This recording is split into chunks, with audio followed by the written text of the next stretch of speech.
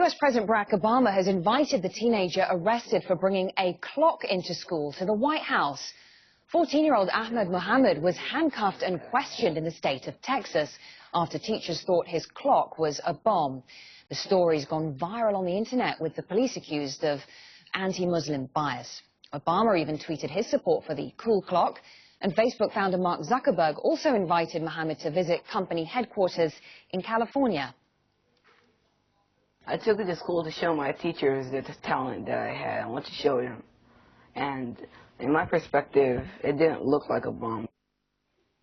Well, Nihad Awad is the founder and executive director of the Council on American-Islamic Relations. He's been in regular contact with Ahmed Mohamed's family. Joins me now from Washington, D.C. Thanks very much for taking the time to speak to us. What have Ahmed's family told you about this? How are they feeling right now?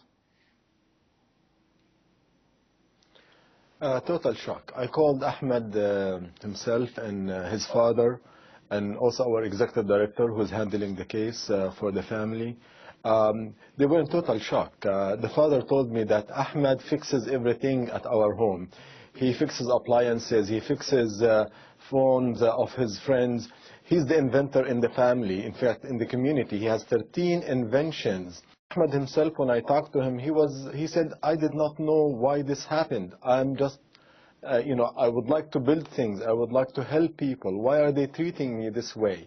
So of course, he could not get it together, because it's very hard to explain to him that Islamophobia is mushrooming in the United States, is becoming an acceptable culture, and it's seeped through even to the educational system. We used to hear Islamophobic and hateful messages from right-wing extremists, from some media outlets, but to sink to the level of the school system is something scary, and I'm glad that President Obama is welcoming him, and Zucker, the maker and the inventor of Facebook.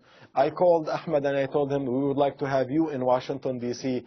at the celebration of our national banquet, because we would like to recognize your invention and give you the support you need. And Nihad, you say that this is symptomatic of this broader trend of Islamophobia across the United States.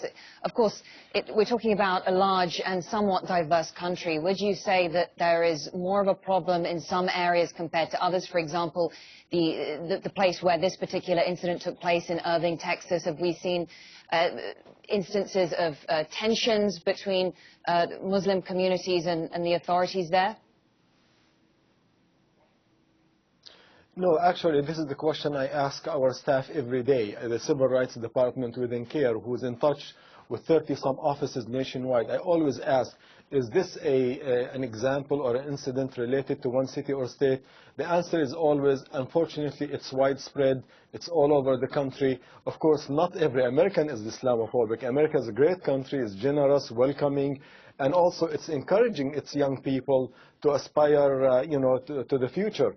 But unfortunately, we cannot underestimate a small group of organizations and individuals that are spewing hatred and misinformation about the community, and also the lack of leadership to curb this growing phenomenon of hate against Muslims. We believe that the administration can play a major role in fixing some of its policies, in sending messages to young American Muslims that they are welcome. It is their country, and yes, they can be leaders of our society through their contributions every day.